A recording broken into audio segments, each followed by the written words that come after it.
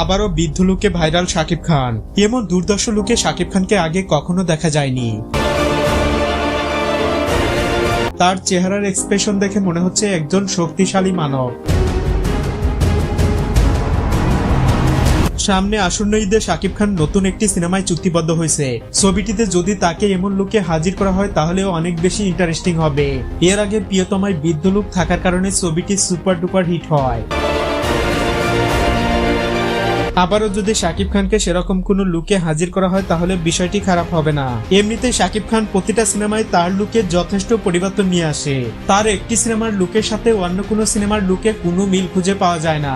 এই গুণটি অন্য কোনো তারকাদের থেকে তাকে একদমই আলাদা রাখে, আর এই জন্যই তিনি মেগা স্টার। সামনে তিনি এমন কিছু প্রজেক্টে সাইন করতে যাচ্ছে যা বাংলা ফিল্ম ইন্ডাস্ট্রিতে মাইল ফলক হয়ে থাকবে।